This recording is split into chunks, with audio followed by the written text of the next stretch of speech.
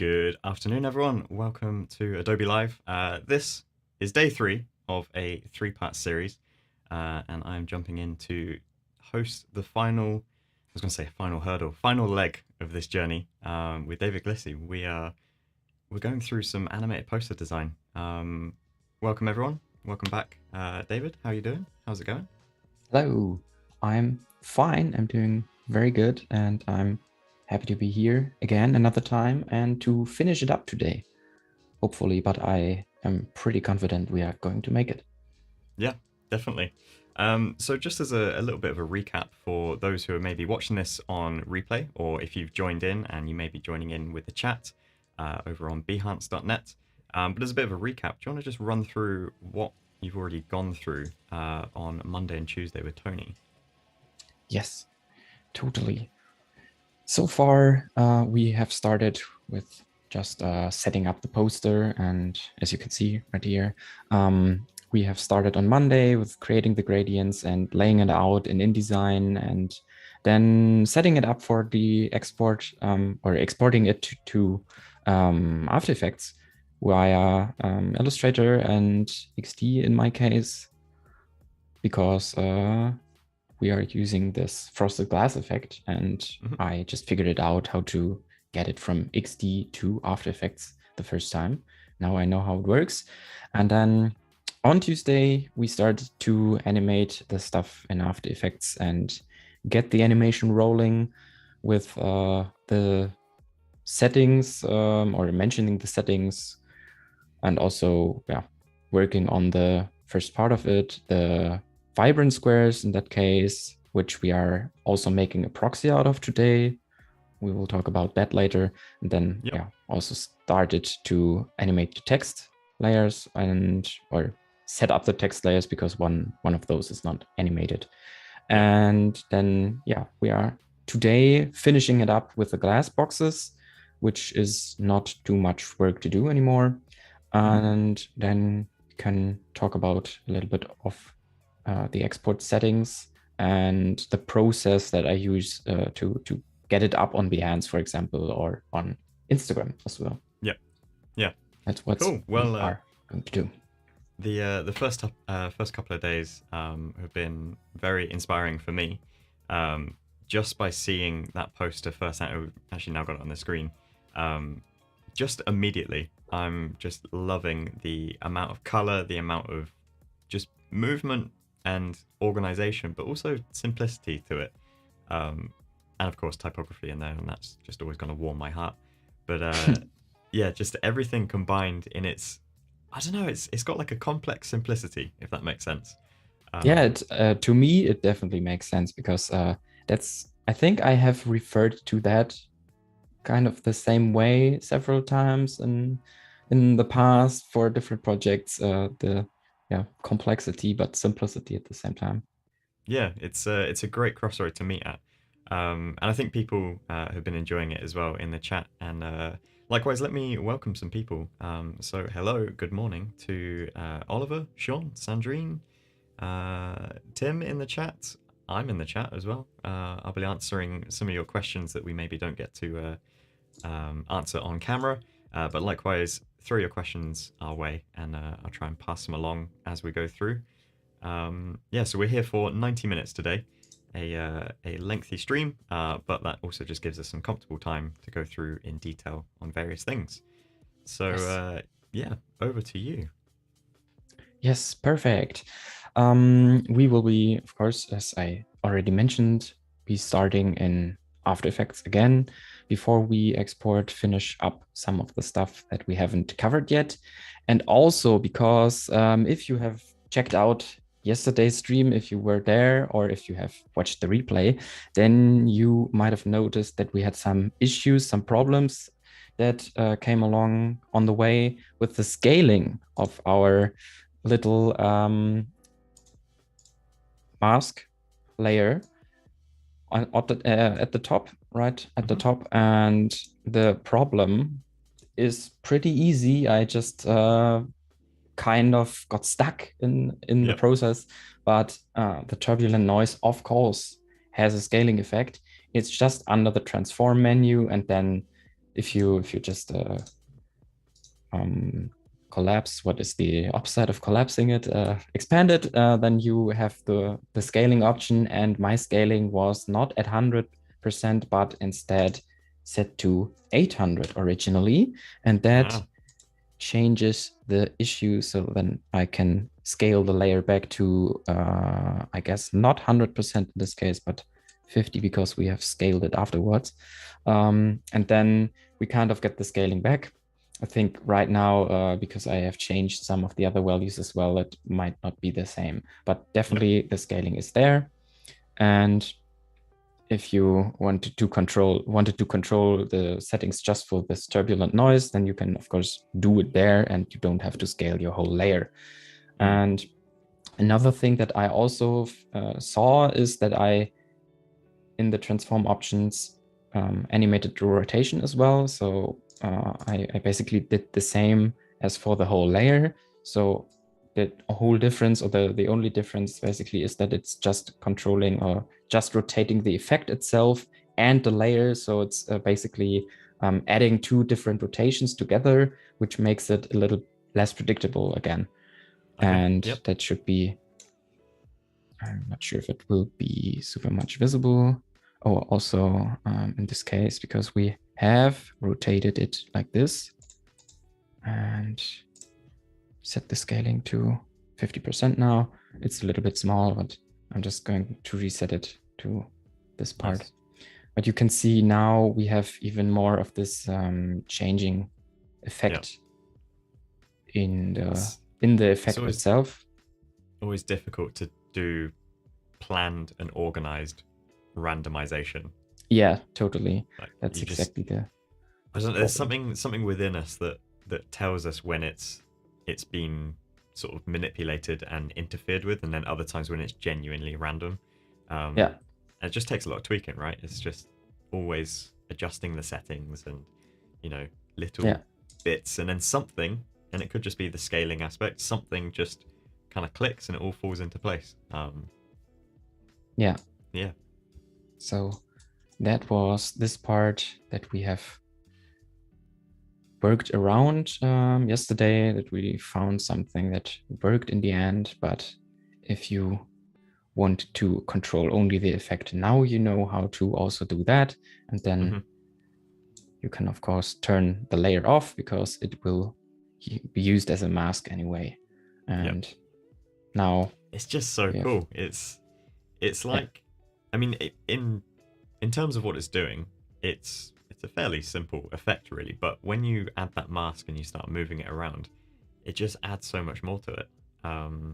Exactly. Yeah. I could stare at it for ages, and I guess because it's looping back to the start as well. Yeah. I wouldn't realize how long I've been staring at it. Yeah, that's what I like about this kind of stuff as well, because I myself really just like to do the same stuff. If people do looping animations, seamless stuff, I just like to look at it and just enjoy it for a while. Of course, not all the time. If I'm pretty much busy and I'm just looking for inspiration, if I want to create something myself and I'm just looking for how do I do this animation myself, then I might not look into detail. I just get inspired by it and see it and think, okay, that's something I could do, or nah, that's not, and then I scroll past it. But of course, if I really want to enjoy it and I really want to check out the artist's work, then I will just totally loop it a few times and check back again. And of course, I have to do it for my own work as well, because I have to figure out if it's looking the way I want. So I guess there's no really working around with that. I just have to do it, basically. And I think the effect definitely is different from before, but I mean the transition between the dark and the white spots is, I think, less blurry than before. I think I also set the blur radius to another value in the other animation, but I think this effect it's different, but it's nice too. I just like to see different variations. And that's always inspiring me to do a similar effect that I had previously on another project, for example. So I definitely also had some color schemes where I was like, oh, I think I want to do that again, but in a different way. I just want to use it, and maybe this time not as rigid, not as geometric as before. Maybe this time I just break it up, but I use the same colors. So Yeah. that's always even inspiring myself if I look at my own work. And yeah, that also happens if I'm looking at other people's work as well. Yeah, no, it's good. It's I mean, things like that, they're a sign of how, as an artist, you can build consistency and just Yeah. really build your style. You know, because and also you're not boring yourself because you're working in the same areas of comfort with, you know, little tickles of discomfort where you're trying something new. Yeah. Yeah. I will, in my main layer or in my main file, just hide or shy all the text layers for now. And then we have only all of the squares left in here.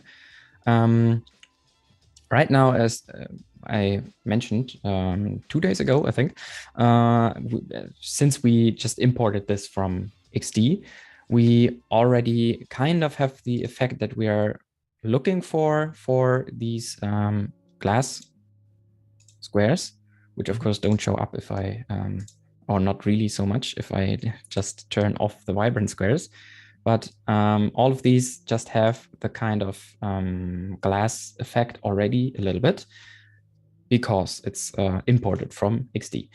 And it's a little bit of work to do it yourself. You don't just slap on these two effects and then it works, because if that is what you're doing, then this kind of stuff will mostly happen to you. You just have the brightness and contrast on your white square. In this case, if I, of course, set a different fill, then it will change the color. But maybe you can see it. It's not the same, of course, because the brightness is set to 45 in this case. It's not the same color, but it's based on this color. And that's not really what we're looking for. We don't really want the color of the square itself. We want to see the background. And how do we do that? We just did the same thing and it doesn't work. And that's where not only these effects come in, or maybe let's talk about the effects first. We have, of course, as I mentioned, the brightness and contrast. That's the same thing we set up in XD. And it kind of works the same way. So we can also animate it. We can animate the brightness and the contrast if we would like to, because pretty much every setting in After Effects is animatable, which is pretty nice. But the values that I got from XD is 45 and 0 on the contrast. And then the blur effect is just the fast box blur. We also had that before yesterday on one of those layers. And then we have a blur radius of 40, and we can also animate that. And the iterations are just set to 3. I think you can get away with 2 even in this case. It doesn't really change that much, but for me that worked fine. It was fast enough and it just gets the result done that I want. So yeah, that is for the effects on the layer. But yeah, as we just see, it's not doing or not giving the result that we want. It's blurring the whole square. We just want to blur inside of the box, of the bounding box, and we want to blur the background. So there is an option right beneath your 3D layer option and the motion blur option. Just in the middle, you have the, I don't know what it's called yet, just adjustment layer. The adjustment layer option, and it says effects applied to this layer apply to the composite of layers below it. So it basically turns an ordinary layer into an adjustment layer without the need of creating an adjustment layer by yourself. And the good thing about this, of course, I've never noticed that before. Yeah, and the good thing is just that you have the square in place that you want. You don't have to mask it out and get the adjustment layer down to this specific size, because that would be a hassle. And that is what it's doing. And also, me personally, I haven't really thought about that. I knew that you could set up adjustment layers, but I was always wondering, why do I need it? What do I need it for? I can just create an adjustment layer and then I just have a specific layer for just the adjustments. Why would I need one of those? And this is exactly the reason. And yeah, I just was happy to figure that out at some point, just to see that this is the final opportunity to use an ordinary layer as an adjustment layer. Yeah. And yeah, and just there's our effect. toggling, when you toggle that on and off, you can really see, like, it just immediately visualizes what's happening. Yeah, It's totally. just using and now the information below it. It's we can just move it around, and so simple. It's just blurring the background, and that is exactly what we want. So of course, if you have to create this effect for every layer on its own, it's maybe a little bit too much work. It's maybe a little bit easier to create in XD, but of course, as I mentioned before, the file that you get out of XD from XD into After Effects isn't really the most perfect, because it's just saved somewhere on your PC, and you just have to grab your stuff by yourself and get your assets back. So if you could you potentially apply these effects to, say, a null object, and then it could always reference that one object for the effect, but then still make that an adjustment? You could definitely do that. I also could just apply this effect to this layer, for example, and then if I grab another square and apply these effects, but I want to control these settings based on the first layer. I can also do that if I just grab if I press W, not W, but U twice, then I can get into all the effects and the settings that I changed in my layer, everything that I have adjusted in some way, and that will show up here.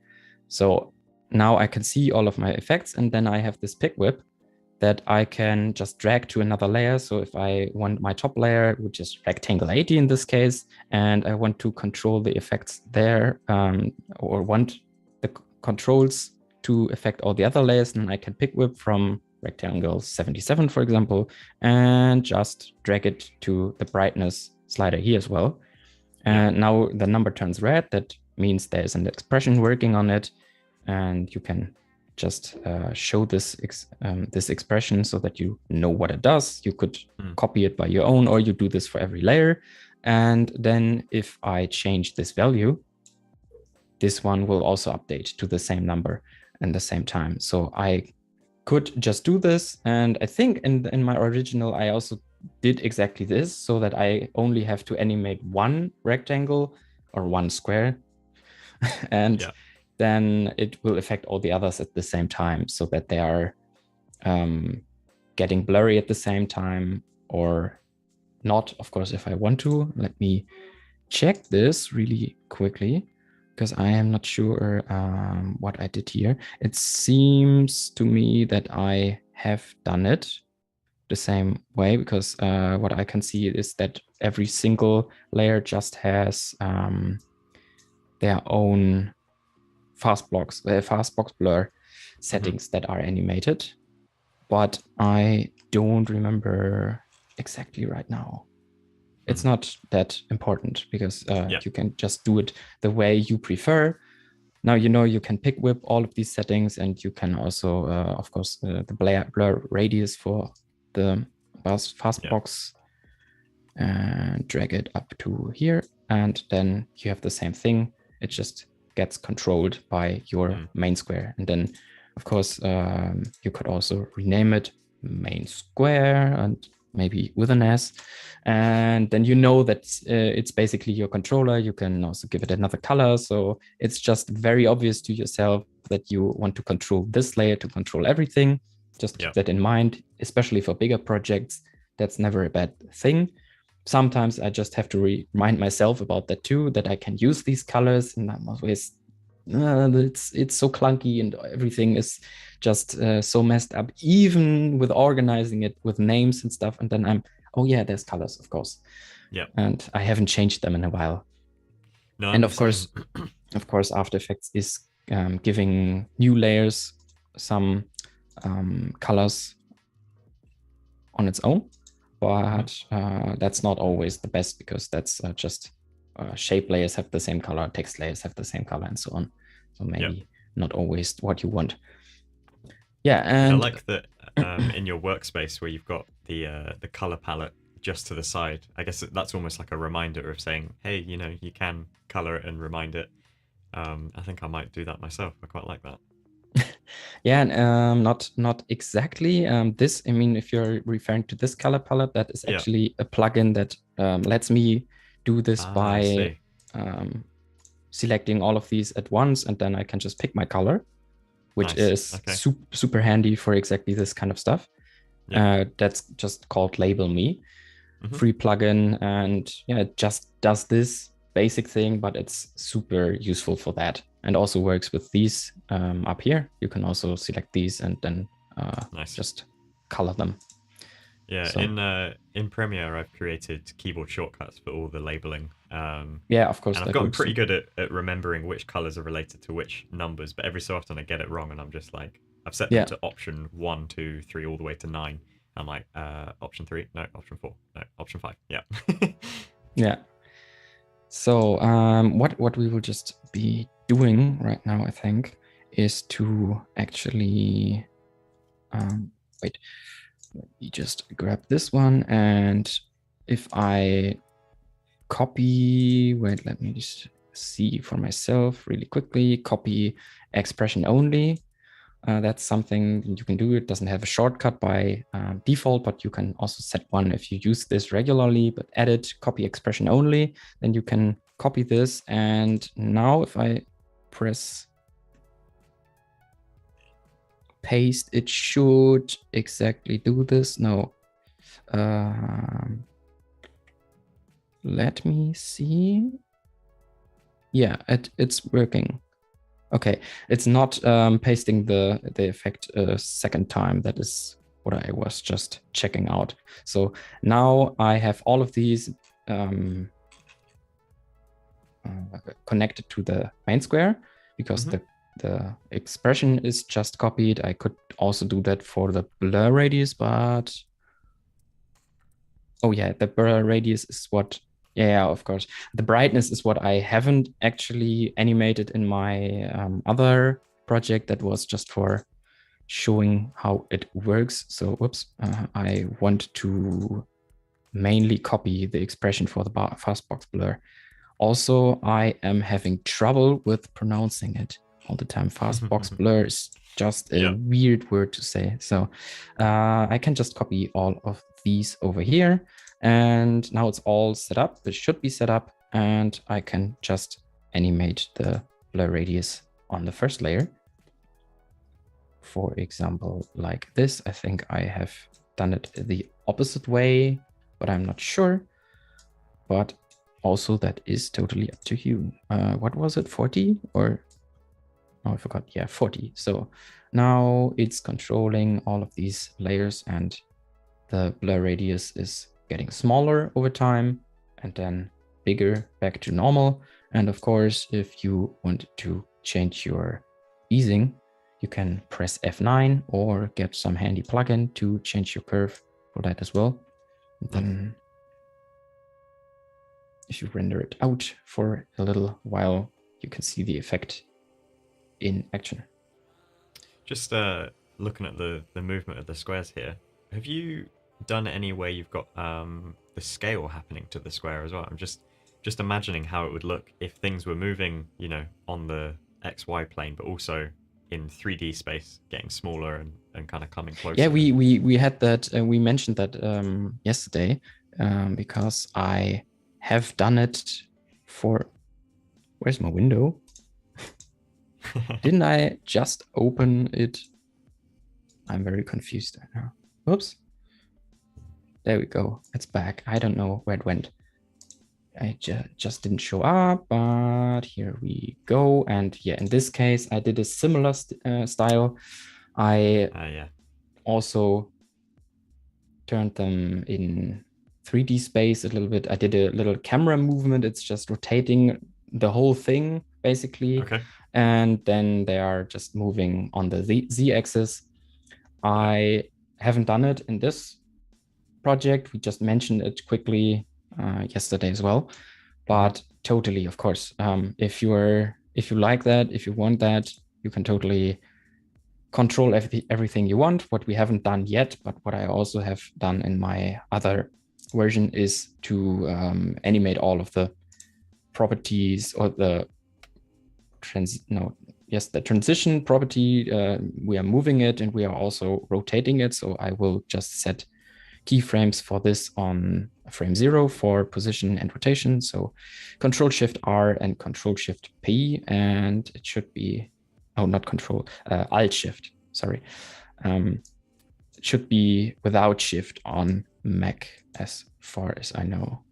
And then we can also just move these around a little bit in space, and the same way I did it in the other version, I just grabbed them mostly and moved them in a direction I wanted. This one doesn't show up for some reason. I'm not sure. Maybe it's too far behind or something, but I don't see it. I can't see any effect on this particular square. So we are moving all of these in space a little. Same deal with all of the stuff, but the only difference mostly is that I have been using, we just only show these keyframes by tapping U once, and now can also grab all of these keyframes, clone them again to the end, then we have them, and then I also did a little rotation. So W, in this case, the real W is, yes, the option to, let me lock the background layer, to invoke the rotation tool. Don't ask me why it's W, but it is. And then you can also rotate these. Of course, I didn't rotate all of them, just a little bit, because I felt like rotating everything was just too much for the scene to handle. It was just not really something that we would like to have. Oh, and for this one, I also forgot to set the keyframes, so I will just reset them by hand, I guess. So the rotation is pretty easy. I set this to 0, and the position, I guess, is now a little messed up from our original grid layout, but it is not too big of a deal. And then you can also copy these. If you're just copying in one layer, then Control-C, Control-V does work. But if you're trying to use multiple layers and copy keyframes, then you need plugins for that. There's different plugins that do that. For example, the motion tools with the clone option does that. But just so that you're aware, if you're trying to do that, you need to keep it in mind. And of course, we have the same deal as yesterday, where now everything is just moving at the same pace, and then just stopping for half of the animation, basically, and then just starting again and moving back to 0 at this linear pacing, which is just very, very boring. So we will just do the same thing really quickly and move all, actually, let me just clean these up because we don't need any keyframes on the last layer. And then we grab all of these back and just ease them. Whoops. There we go. For some reason, I scrolled, I think. And then we can give it some easing as well. Check how this looks right now. Nice. Yeah, I think that's not too bad for the easing. And then the same deal, basically, where you can just move all of your keyframes in time a little bit. You can either just grab position and rotation together, or of course you can also grab just your position and let the position be animated at a different time from your rotation, which also could be a nice effect if you're looking for that. So this square is now rotating before it's moving and rotating back, and then moving back, and then same thing, rotating, moving, rotating back, moving back. So could be something that you are after as well. And of course, we can also invert that. I guess you get the idea. And also the same deal, which is something that I will not do now, but you can also, of course, do the same thing where you move it out of the frame and just cut the motion in between and just paste the keyframes at the start again, so that we have a really, really seamless animation and that you don't get to see where the loop is starting or ending. Well,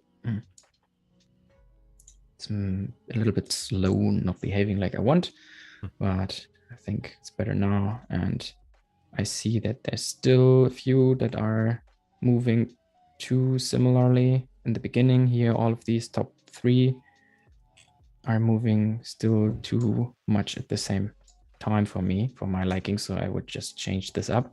And of course you can do it pretty much randomly, or you just grab each one and look for the time on your timeline where you want it to move and rotate, if you want that. Of course, if you want to tell a story and there's stuff that you want to move or that need to move in a specific order, of course you would go for that.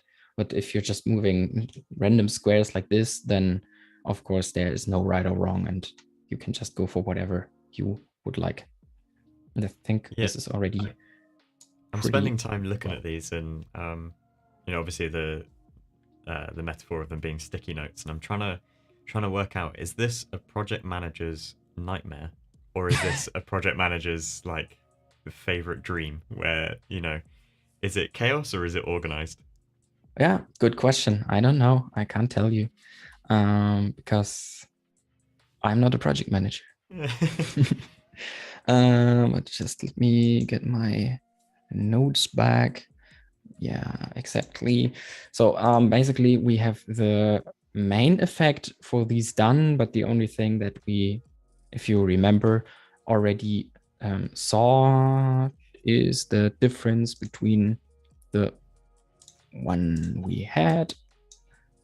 Let me just show it really quickly, because in this case the squares will be transparent even if they are on black. But that is not exactly the case in our After Effects file. You can maybe see it more clearly if it's more or if the blur isn't as high. It's just black in this area, which is not really exactly what I wanted. And the brightness is just not affecting it on black. It's just behaving a little bit differently in XD than in After Effects. So there is a pretty easy way to fix this. And actually, it would have made sense to do this before animating the squares, but it doesn't really matter. You just have a little more keyframes in your file that you either need to get rid of, or that you need to keep in mind that they are there at least. So basically, what you would be doing is to copy all of these and duplicate them just by hitting Control D. So this pretty much does what you expect. It's getting even more bright, and it's getting slower just because it's calculating each effect twice, each blur effect. So in this case, you would just get rid of all of the effects, and I think there should be, let me find that really quickly, maybe transform time, where is it? Switches, there should be disable expressions, yes, or enable expressions. For some reason doesn't have a toggle, but disable expressions, that should be pretty much getting rid of your effect. I'm not sure if let me just to be sure switch if we can. I think there is an option to get rid of all of the effects, if someone can help me out with that. Otherwise, of course, you can just get rid of the effects by your own and just get.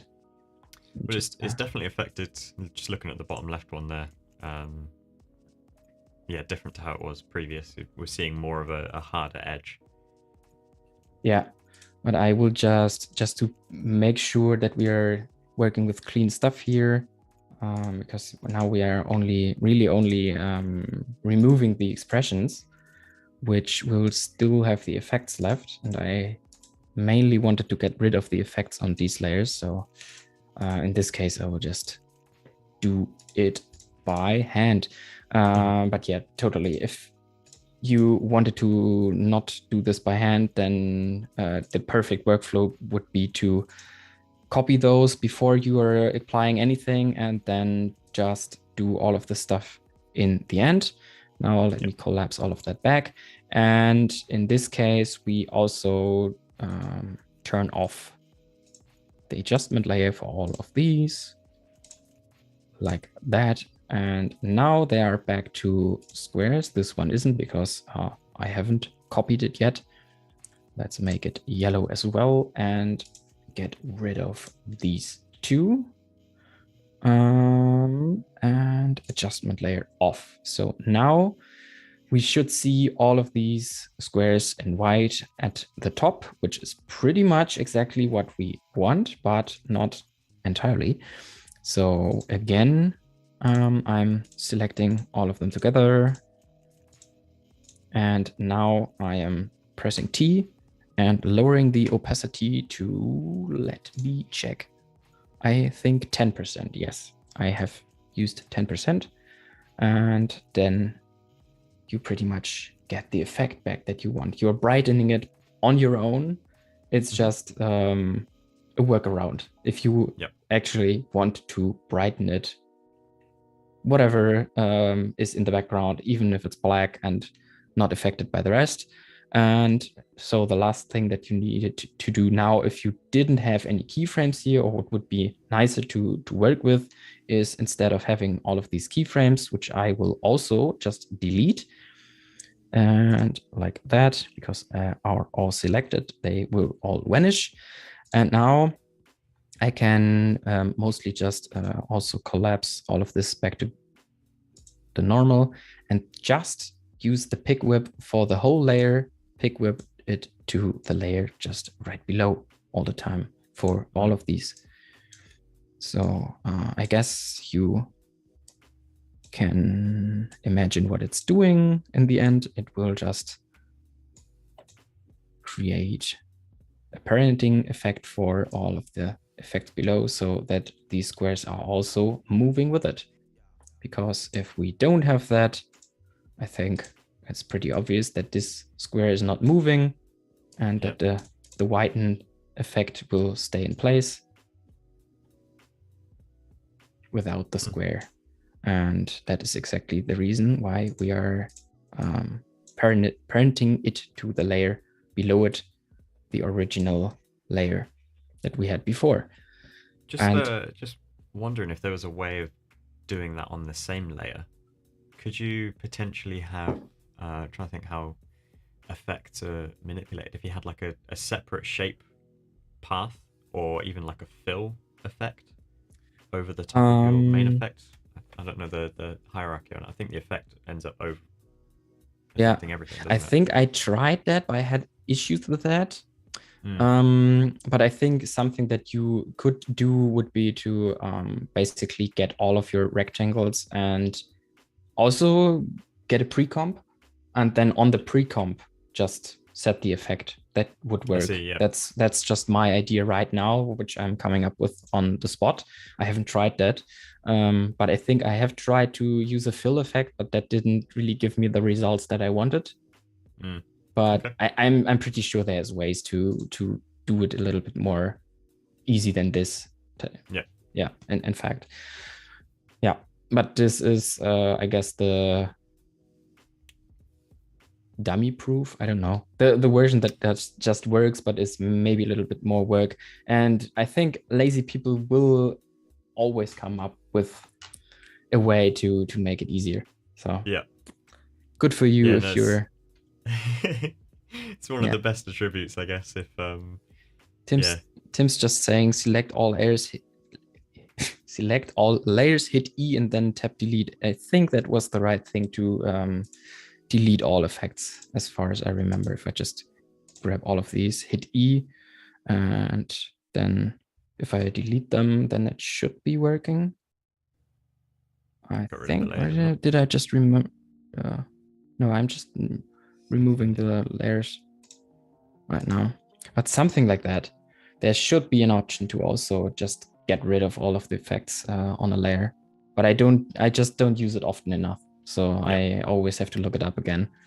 If you right click again and then on the layer itself, yeah. Yeah. And I think in the effect Yeah, option, there. is there Yeah, a remove all. Control Shift control? E, is it? Okay. But I'm not sure. Let's check it out. Control Shift E. Yeah. Totally works. They're gone now. Perfect. Nice. That's it. Yeah. There we go. Easier if you have people helping you. So basically you could all select all the layers you want. Control Shift E. Maybe it's a little different on Mac, but the shortcut will be in effect. And then there it is. Remove all. Yeah, perfect. So I think that should be everything for our animation. And the last step that we want to do for this whole project basically is to get another adjustment layer right at the top. Control Alt Y, and this one just gets one simple effect, which is the profile converter, color profile converter that we have been talking about for just a split second on the first stream. And I usually set my input profile to image p3 and leave the output profile as my working space, which is sRGB. But if you're working with something different, you might just want to set it to sRGB, all of this stuff, for example. Yep. So then it's pretty much safe for web. It will look the same on web devices anywhere on the web. And the thing that is happening here, I think if you look closer, zoom in a little bit more, you can see it a little better, is to just give it a little more punch in the vibrancy. Of course, this is also totally up to personal preference. This is just basically telling the whole project, you are image p3, which is a really vibrant profile, and please convert it to something that works for web. Yeah, that is pretty much everything that I want in my projects, and that totally doesn't work super well if you're working with like I don't know, real life footage with people and in it or something. Then the people will just also be very vibrant in their face, like me currently because of the light. But that's something that just works for this kind of gradient based stuff, for this very graphic and very punchy, vibrant stuff. Yeah. And I really enjoy having it the extra crunch in the end, basically. And sometimes I just turn it down a little bit, especially with orange spots like this, like this kind of orange, basically. Sometimes gets a little bit too blown out by this effect. So I would just dial it back. And in this case, because this adjustment layer just has this, all I have to do is to just set down the opacity to 50, for example, or to 75. And it's just doing exactly that. It's basically 75 of this effect applied to everything below it. And now it would be for me done and up for exporting, for publishing pretty much. So I can do that. And because I know also from personal experience that exporting stuff from After Effects isn't super straightforward. I mean, you can do it, but if you just hit like the composition and add to render queue and just render it out with like the best settings that you can find or something, you end up with a file that is like 60 gigabytes or something. And you're like, whoa, what do I do with this? And that is exactly not what most people want. So we are talking about that as well today. And some thing that I discovered while trying to export it, because usually what I will do is add it to the media encoder queue. I can just send it to the media encoder. You can just also save your file and open it in the media encoder and basically do the same way. This is just also the easier way to do it. The question is it showing up in one of these? Sometimes it's not behaving. Oh, there we go. Yeah, there it is. And I think, yeah, in this case, I have a preset, which I use for a lot of stuff. You can also use some of these. The match source ones tend to work pretty well for me as well. So if you're working for, or if you're going for something like Instagram or I guess Behance, you can go with a medium bitrate that is pretty much okay. High bitrate is usually not necessary, but it also depends on the project. What I just did for my for my stuff is to set up a profile or some settings that pretty much work out well in most of my cases. And those are pretty much the base settings from the high bitrate profile from the preset there. And then I am just... What was the composition dimensions? Because I know it's 60 frames a second. Yeah, the composition settings, we had that before, is like DIN A3, but at 150 dpi. So okay, yeah. In this case, it was 1754 by 2480. Yeah. It doesn't really matter that much. And I just do it so that I have a high like a high resolution version that I can scale down later, because if I want a higher resolution, I always have to re-render the whole project before I can do anything. Yeah. It's always easier to scale down. So that's mostly what I do, but that can, just get you into some trouble sometimes. And we will just talk about that in just a second. And for the settings that I use, mostly I leave everything at what I said, the match source, high bitrate, or the medium bitrate. And the only thing that I change is the actual bitrate. So it doesn't really matter which one you use. So I either go with 1 or 2 passes. If you go for 2, you have 2 separate sliders that you can set. And I just have my target bitrate to 4 and the maximum bitrate to 5. That works pretty much fine. And if you do this kind of stuff in a resolution that works on Instagram, this is too high for Instagram, for example. But if you go for something like 1350 by 1080, then you will pretty much be fine with this, because it will be about the compression that Instagram uses. So if you see your result and it looks fine to you, you don't really have to worry that it will look bad on Instagram, at least in my personal, not opinion, but what I just saw while posting, in my experience. It just works this way. And then I just have set this as a custom profile and just named it at exactly that, so that I know it's the 4 mbit, 5 mbit for web profile. You can just save this preset. And that's what I use mostly. And that's what I would recommend. So the format is... target, sorry, the estimated file size on something like that, a 10-second, how big is that going to come out? Let's see what it's saying here. 7 mbits in this case. Okay. Or not mbits, MB, so megabytes, which is not the same.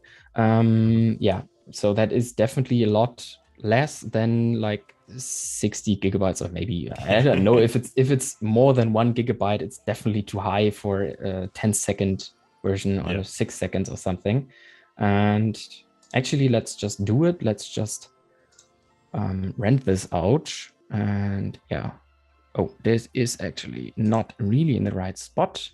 Let me just make a new folder for live, which is now Levi, and just put it in here and just name it base version. and just see what happens if I render this out. Maybe it will work. Maybe let's see what will just happen. And I can maybe also already tell you what my problem was when I tried this out. It just did its job, and not super quickly, but it just took some time to calculate all of the effects that I applied. And at some point, I just couldn't get around that by changing some of the base settings, by reducing the resolution or something. It just stopped working. It just crashed every time. And I think I spent like 3 hours figuring out how do I get around this. So I really want to not get you into this kind of trouble when you're working with this. If you get into this position where your file just crashes, because mostly the issue is After Effects can't render a specific frame, it's just calculating too many effects on this specific frame or for some reason, and the GPU RAM is not enough, or the processor isn't. I even changed the renderer from CUDA to software only. I tried that, nothing worked. And what worked for me is to grab some part of my animation and create a proxy. And proxy, I'm not sure if someone can explain it better than me, but proxies mainly are a version of some part of your composition, like for example, the vibrant squares where we created the pre-composition. If I create a proxy out of that, it will render just these squares as a video file, place it on your PC, and then link it as a file, as a video file, just like you would if you're working with normal video files. Get that into After Effects and use it instead of your pre-composition that has the what is it called? I can't think of the word right now. Like so it has all the benefits of the the benefit visual look, right? The benefit of working faster if you are going for like a preview version, but then it's not as high resolution, but you will be just faster in your preview in After Effects. And it will, if you use a high resolution file, will also have the benefit of you being able to render this file without it crashing, because these effects don't have to be calculated another time. They are already calculated. It's a video file in the background, and it's just rendering the new effects on top, the glass effect in this case. That is what I did. It seems to work fine in this case. But as I said in the other, it totally didn't. So I'll just show you how to create a proxy as well. Just let it do its job in the background right now, maybe. Okay, my mouse is working again. That's good. I hope it's not too bad, but yeah, let's see. I mean, it should be just finished in a second. Yeah. No, am I stop moving or something? I don't know. Stop motion, because on my screen at least, Zoom is freezing. I'm not sure if. No, you're coming through smooth on our end. We've got. Okay, but I mean, it's just about to be finished anyway, so we can just wait out these last 10 seconds or something. In total, that's about 4 minutes render for 10-second piece. Okay, there we go. Do I dare to ask, how frequently do you re-render and re-export things? Is that a common thing where when you render it, you look at it and you spot something? Yeah, it definitely happens a lot that I just get a project done, and then there's something like a little line in between or something. There's a little gap. There's a white frame or something like that. All these really nitpicky things. You're like, I want to get this fixed, although maybe people will just not even notice. Especially like if I'm exporting a black video onto Instagram and I have a white frame, all the people that use the light mode will not notice that. All the people that are using the black mode or the dark mode, that are the people that will probably notice that. But even those, maybe I don't know, their screen protector isn't aligned perfectly, so they are Yeah. not seeing this line of pixels anyway, whatever. But it definitely bothers me, and I want to get this fixed mostly. Mhm. So I think it tends to be the case that my personal projects, I have to do again more. I have to re-render it more than other projects, because there I'm just trying out stuff, and sometimes I can't really know how the final result will look like. So there is just something that happens, and I'm like, oh, okay, I didn't see that before. Yeah. Something really, I don't know, really weird that is just not visible in the first place, but works in the end. Yeah. This is so interesting. I mean, we've obviously been looking at this design for the last 3 days, Yeah. and I can't stop looking at it. Yeah. It's mesmerizing just seeing it looping. Like I'd love to see this Oops. on a vertical display somewhere. Yeah. Is it staying like this now?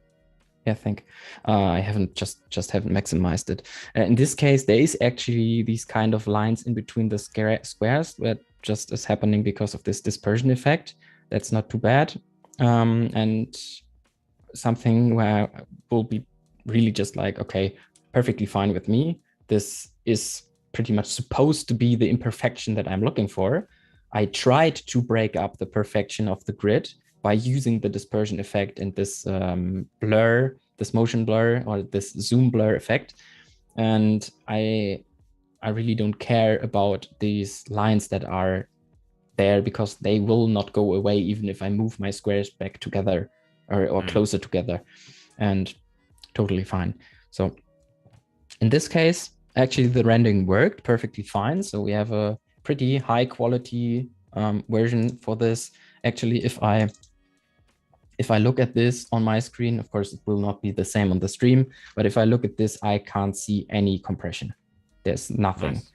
It looks perfectly fine, high resolution, everything looks the way it is supposed to be.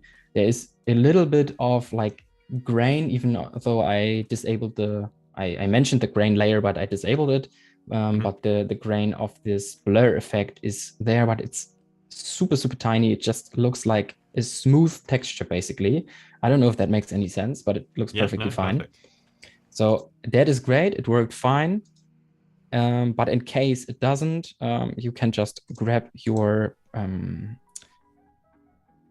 what is it called now? Your pre-comp, and just create a proxy for that. And that is also pretty simple. You can create proxy via the right click and then go to movie. It will go into the render queue, and then you have your settings. There is the draft settings, which is, as I mentioned, is perfect to use in your After Effects preview, but it will just not be high quality. It will just be, draft settings, I guess. I mean, that's pretty obvious, I think. But then there is best settings. You can set your output to something that you like, lossless or something. Lossless definitely works for After Effects because it will be the best quality that you have and also the biggest file size that is possible. Yeah.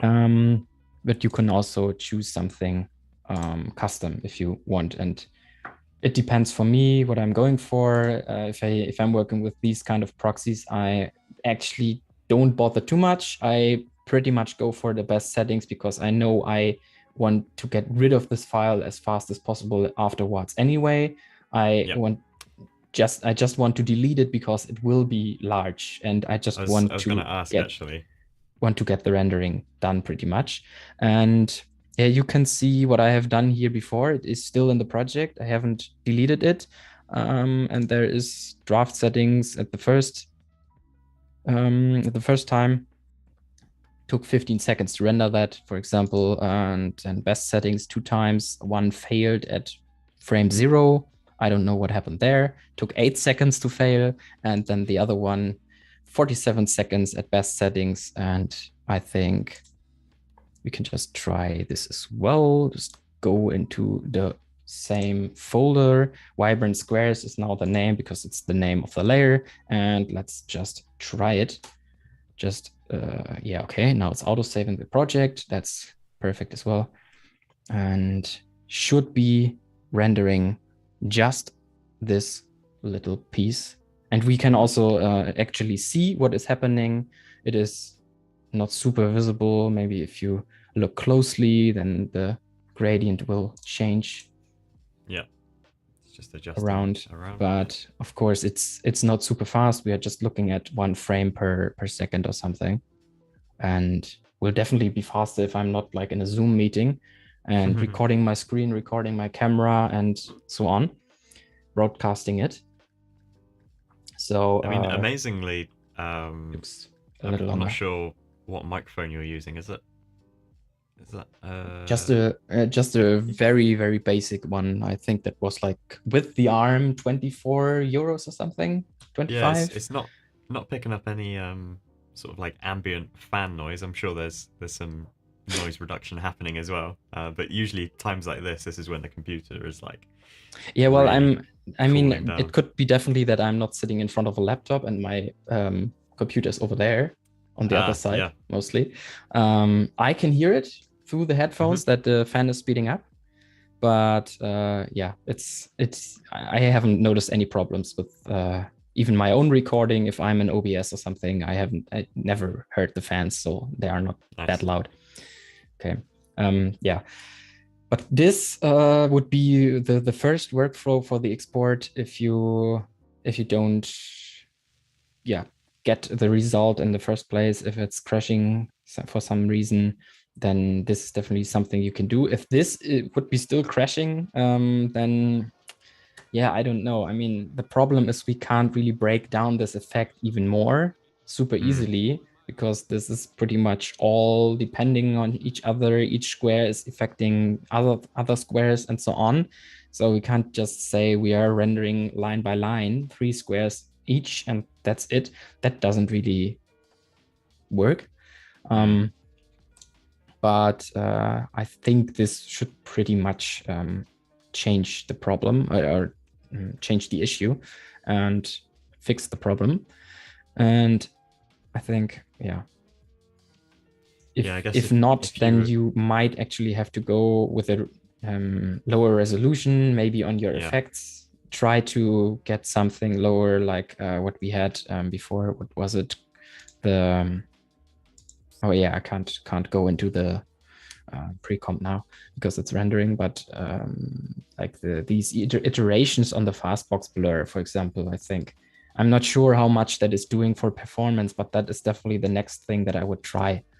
Just see what works without just losing all of your resolution, because maybe it works at like 100 by 150 pixel rendering, but what do I do with that? I mean, I don't want my poster to be this tiny, so that's not even an option, and I have to find some workaround that is just wondering if viable.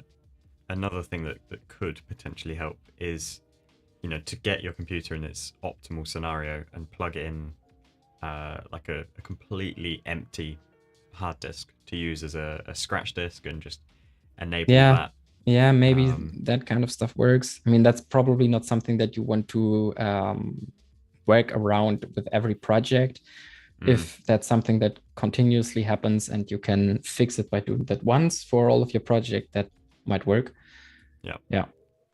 Something to keep in mind. So now after it's done, it's also telling me proxy enabled in the bottom here. And if I close my render queue, I will just have this exact layer. It will pretty much look the same. All of this looks the same. It's just telling me your proxy is enabled. It's just using the proxy now, and it also should be just pretty much perfect to preview right now. And if I want to disable it, I can just use this little square in front of my composition. It will be like a box that you can check or uncheck, and you will see if it's checked or not. And of course, always also the hint at the bottom of your composition will vanish that the proxy is enabled. And then you can re-enable it if it's still there. And you can also, if you have a proxy yourself from, I don't know, someone you worked with or something, then you can set the proxy via a file, or you can do all of the other good stuff with this. You can create another proxy if you want to re-render this, and so on. And I want to reveal this in Explorer, which is also something that I can do. I have it on in here. And yeah, my final result that I rendered, 745 by 2480, 7.10 MB, 6 seconds, and this one 6 seconds, same resolution, 5.84 gigabytes. Yeah. So it's significant, extremely large, and you can maybe also see the bit rate. This bit rate, the data rate, it says 9,402 kilobytes per second, and the total bit rate something like almost 10,000. And this one has that's 4 million kilobytes per second, I think. Yes, 4 million kilobytes per second. So the bit rate is extremely absurdly high, which of course makes this thing a very, very good and lossless, pretty much lossless result. You can see that it's even slowing down when I'm previewing it here right now, because I think just this software isn't really the best. After Effects. It's nice to see it isolated though. Yeah, After Effects definitely does a better job at showing the preview for that one. It's definitely faster than that in this case. And yeah, this is the isolate version. And now it should work if you render out the final result. So pretty much you don't have to really worry about it anymore. If you did it the same way, if your proxy is enabled, it should work and it should use it in the final result. If you go back into your main composition, and then it should also be there. Telephone. Yep, that's someone at my door. Yeah, and now it would be pretty much good to go the same way that we did before. Just throw it into the media encoder, render it out, and then you have your version. Then you have your MP4 that isn't as big and works pretty much. And yeah, then you can do whatever you like with that. If you are happy with that, if that is fine to post, then you can definitely use that. If you want to make it into a GIF, I would recommend to use Photoshop. And for Behance, I actually have set up this GIF export file, this PSD, once at some point, which, what is it? Yeah, Control-Alt-I. This one is pretty small. It is just 588 by 800 pixels. So for me, I figured out that is a good deal. It's a good option to get a file size that isn't too big for the GIF, but also the quality is kind of all right if you post it. And all of my GIFs that I posted on Behance, on the profile, on the project, I mean, are this size. And maybe you will be like, oh, I didn't notice. Because actually, I think it doesn't make so much of a difference. It just looks higher quality if it's in movement than this as a picture would look. I was just about to say, motion has the benefit of giving a more forgiveness when it comes to resolution quality. Hides mistakes and little details a little better. Yeah, right? definitely. Yeah, as you can see, I just set up some guides. I don't know what exact. Yes, I don't want to do that. I wanted not to brush something.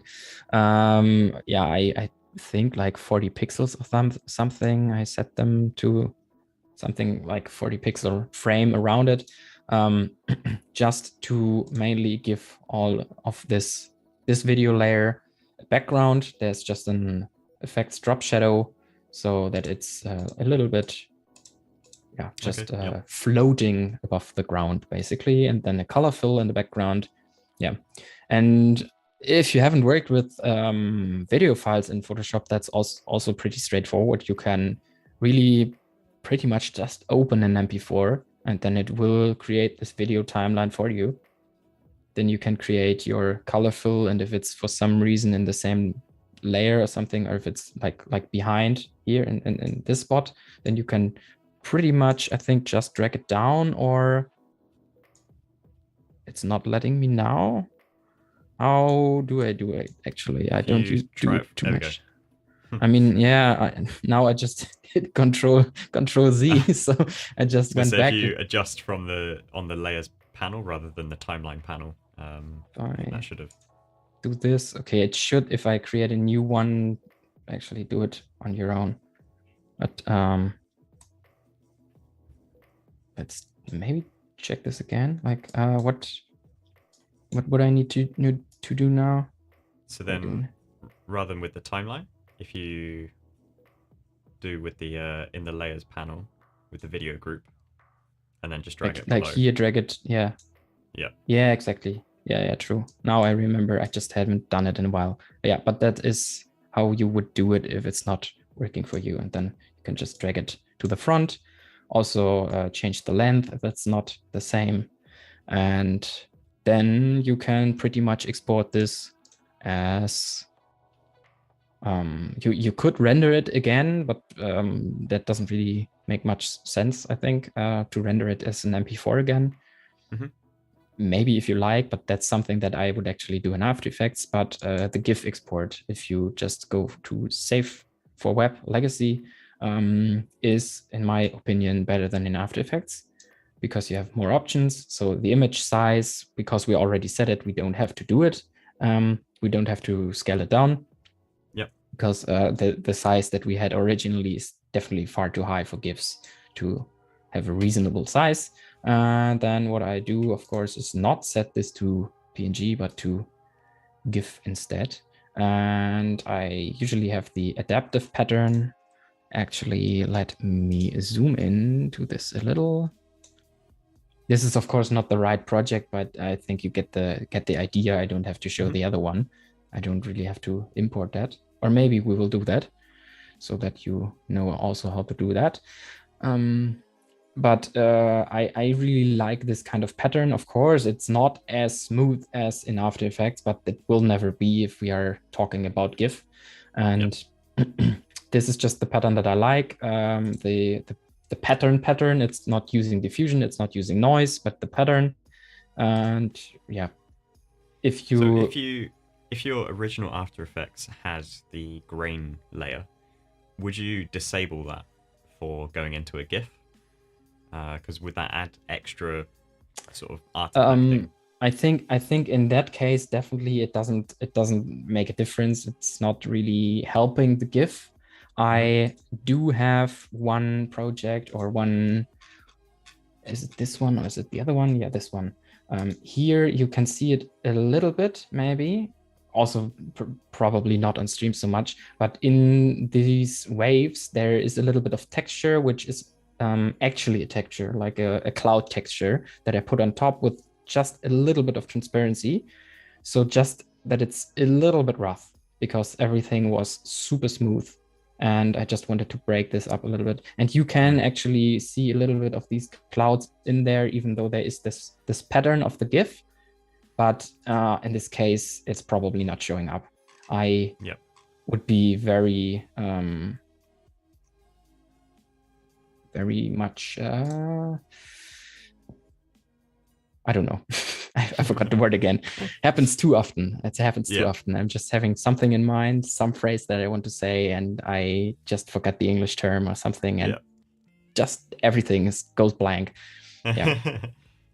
But I wouldn't recommend that because, yeah, it will be, if it does a difference, not super much. It will just be far too less to be useful. And yeah, the other thing in this case that you could control, that you could check, is your colors. I would probably mostly try to go with the least amount of colors that you can, because it will also reduce your file size. And then just add a few extra steps. Like, I mean, sometimes I just go for these values, the base values, the potences of 2. Is it the same way? No, it's the exponents, I think. The like not 2 to the exponent of 2 and so on. So 2, 4, 8, 16, 32, 64, 128, and 265. In a lot of cases, just try these And if I'm like, okay, 265 is maybe a little bit too much, and 128 is maybe a little bit too less, then I go for something like 175 or something. Yeah. And then pretty much just hit save, and then it will export as a GIF wherever you want. I'll not do it now because that also takes some time. Another thing, if I have this group and if I want to reuse this stuff, then I can just relink this to a new file in my case and go into the live and put this in here. And it should pretty much, okay, it's not the same size. I haven't put it out in the same way, but there is the guides for exactly this reason, so that I can just scale it down to these guides, hit enter, and now, especially because this is the same length, it shouldn't be. It should be cut off now because this video was originally 10 seconds, but oh, maybe it's the frame rate. I am not sure why that would be. Yeah, I can go to 20, yeah, maybe. can drag it out to 6 seconds. I think we just rendered out 6 seconds. The whole project was 10 seconds long, but 6 is what I put out. So yeah. And actually this GIF, while we are talking about the frame rate, is down here set to 30 frames for the GIF. That's what I also mentioned earlier. For GIFs, 60 is also just a lot of data that needs to be pressed into the GIF, and it just doesn't add so much to your GIF. So if your GIF size is really large, just go for 24 frames, maybe not even 30 like I did, maybe 20, something that just looks smooth enough to you, but also gets your file size down a little. And of course, if I just have the full length, I would go with this as well, so that the background also has the same size. Yeah. And now it should be good to go. And I should be able to export it as a GIF. And yeah, the final result will just be a GIF. You can upload the GIF into Behance, for example. That works pretty fine. I like that instead of video files. And then that's it pretty much for that. And there's a mention in the chat actually from Mike saying that animated posters are kind of like the movie Minority Report, which of course set in the future. Here we are in the future. I can't remember what year Minority Report was set, but yeah, it's definitely very cool. I could totally see this on a animated. I think Tony mentioned yesterday actually on like a bus stop portrait billboard. But it's also reminding me actually of these days on like all the music streaming, you have animated album artwork. Have you ever worked on any of those? Or is that something you'd like to work on? No, not yet actually. But yeah, definitely some area where that could work. Your style would fit, like, I mean, the type of music I'm listening to a lot, and you know, electronic and house, and this fits perfectly. I can imagine this being like an Apple Music playlist cover, or yeah, very cool. Yeah, I can see that. Yeah, and another thing that I wanted to mention as well is how I set this up for Instagram. Actually, maybe let me just grab the Instagram account over here. Geometric Monument, a poster series by Mr. Glissy. How I did this, and it's pretty much the same thing, but just in this case we are exporting MP4 files, because Instagram, as in this case, doesn't support the GIF. So I mostly do a cover version. I do a big version. Does it not support GIF? That's surprising. I don't think so, or at least because it is using, or it is automatically looping MP4s. That's the better version. That's the better format to use, because the GIF will be less quality while having a bigger file size. So just go for MP4 Instagram, definitely. And you said it was around 2 to 3 megabits per second. Four. I Right. had it to set to 4 to 5, or Or five. 4 target and 5 maximum mostly. Okay. That should pretty much work in most cases. If you're having something that is super detailed, particle, or super like flashlighty or something, then you could run into trouble because Hmm. the compression will kick in, but there's really nothing that you can do. Let me find some that is actually animated, like this one. So I'm basically doing the same thing. I set it up the same way all the time, even for the static ones and um, the motion posters, just the small version, the bigger version, and then usually a static close up, which is just cut in half perfectly so that people that swipe on their phone will seamlessly swipe between these two. Hmm. And yeah, I think how to cut that into pieces is also not super hard, but I just wanted to show how I set this up. I just have a placeholder where I can put my poster in, so that I can also just with Control Shift or Control Alt Shift and G. Oh, oh no. I hope I'm not doing anything to Zoom right now, because now the Zoom controls are showing up. But Nope. No, with Control not on our Alt end. Shift G and H, you can just fit your video file, your footage, whatever you're using, into your composition size.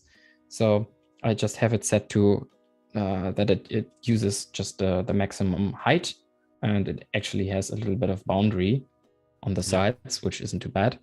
And then I'm using this placeholder pre-comp in 2 separate other compositions, where I'm just also putting these into the guidelines.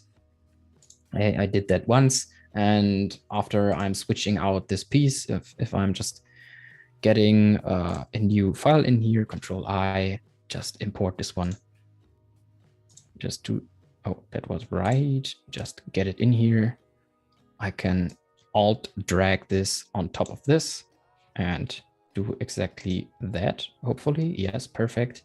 Now Yeah. it's the same size, Control Shift Alt G, and then voila, it will just be in here, the same size. I don't have to deal with it. I just have to set it up once.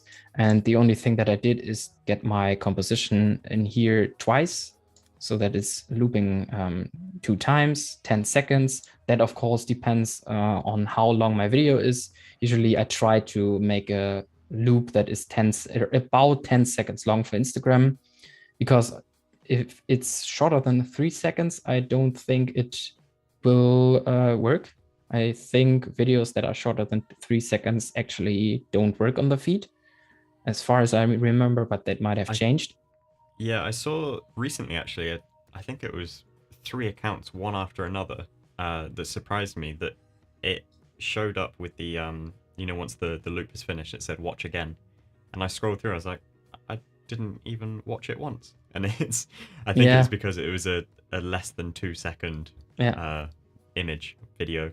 Oh. Um, so yeah, I think you're right. You do need to be more. And of course, what I haven't done here is to change my composition back to 6 seconds. Of course, I also have to keep this in mind. So I think you can't really see these two super well because they are gray. So I'll just make them green, for example, and just sort them that they are behind each other. Now the loop is 12 seconds long, and in this case, it would be the same. I just do it like this, and then I could just do the same thing that I did before, put it into media encoder, go for the 4 to 5 mbit output, and then you're good to go. Then you have an MP4 that works for Instagram pretty much. Nice. Sundrine's just confirmed in the chat it's only MP4 supported so far. So Yeah, yeah, I think so good to too. know. But something I noticed recently is that at least Reels do support 60 FPS 60 FPS now. Okay. Stories do, and I think I even saw, but only sometimes, posts of people, like normal posts, that also had 60 FPS for some reason. But that doesn't seem to work all the time. It's always this kind of funky stuff that works on some accounts and on others Yeah. not.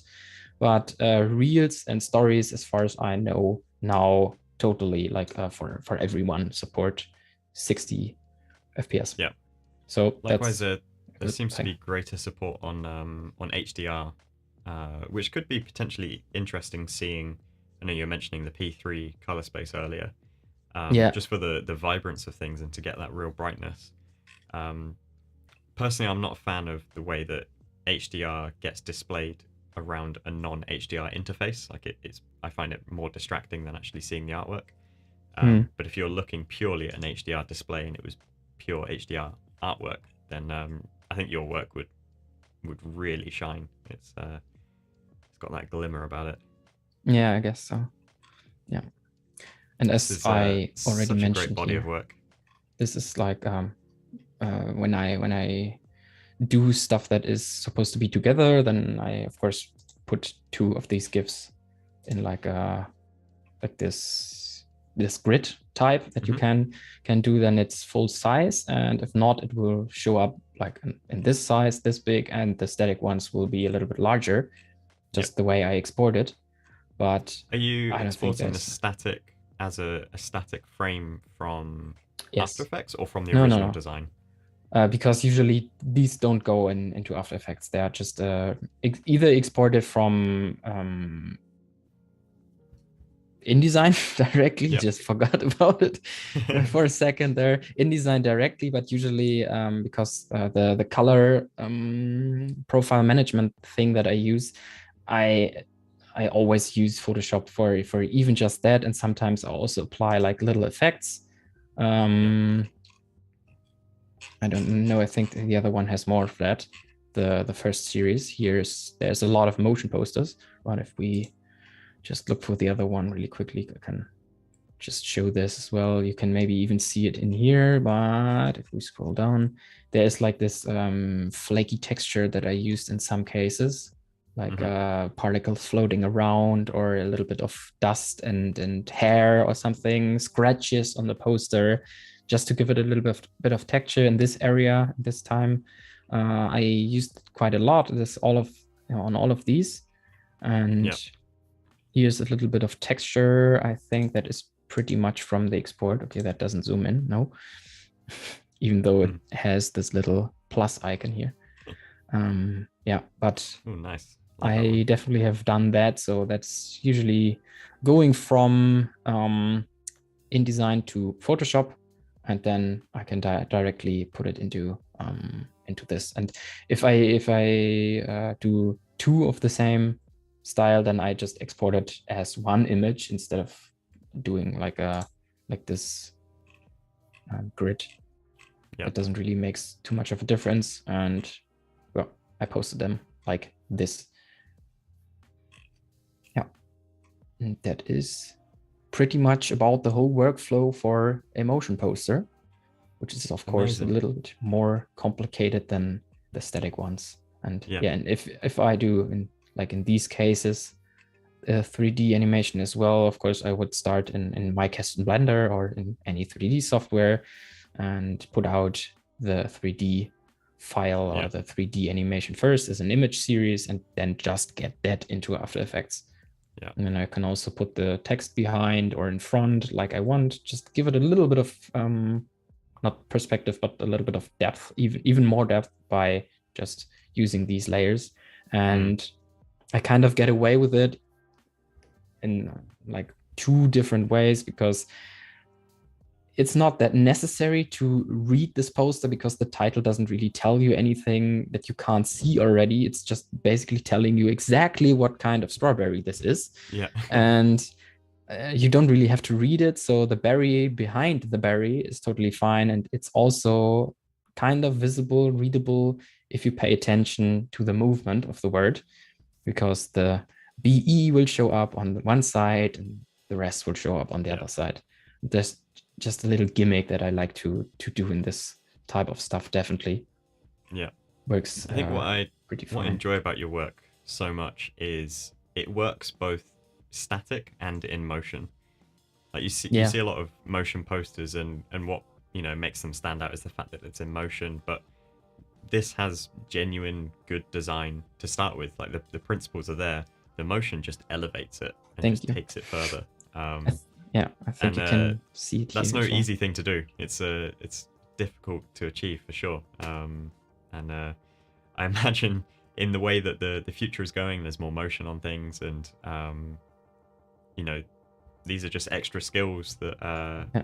people will kind of need to adapt with. And so this 3-part series, you've explained a lot, and I really appreciate that you've gone through and actually given the the little tips and details on shortcuts and other stuff rather than just showing it. So yeah, you are opening doors to many other poster designers around the world.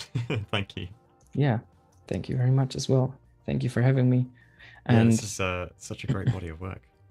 and actually, since you just mentioned it, the first motion post that I did, it happened exactly because of this reason, because I thought, okay, it looks nice, but it's too boring. I want something more interesting in this. So I'm just throwing it into After Effects and see what I can do. I just didn't have anything in mind, and it just happened to be one of the posters that gained a very, very high amount of visibility on Pinterest, actually. I saw that people reposted and pinned it to their own boards a lot. And then people also got onto the project and asked me about it. So at some point, I decided then to also put a little bit of a breakthrough breakdown to up to YouTube, on YouTube. Yeah. No, this is, I mean, I'm very inspired. I want to have a go and take some pointers, take some ideas and things, and just play. I think this is very playful work, and yeah, very enjoyable. Was a David, pleasure. that has been 90 minutes. Thank you very much. Really appreciate you. Appreciate everyone who's been watching along. The chat was a little bit quiet today, but we did have a lot of views on people watching it. I think that's everyone watching with mouths wide open. Or I hope so. Yeah. I'm glad if people enjoyed it. Definitely, I think so. Any closing thoughts or ideas? What you're working on next, or what's coming up for you? Oh, there's definitely stuff coming up. Maybe not super much poster related. What's definitely coming up this week on Sunday is my trip to Iceland with my family, enjoyable. And I hope that's going to be a nice experience as well. But I'm pretty sure it will be. Yeah. Because I have never been to Iceland before, and yeah. Amazing. Great. Well, thank you for joining us on this 3-part journey into poster design. And of course. Thanks for joining on Adobe Live. And we will see you all next week from Monday at midday. See ya. Not me personally, but goodbye.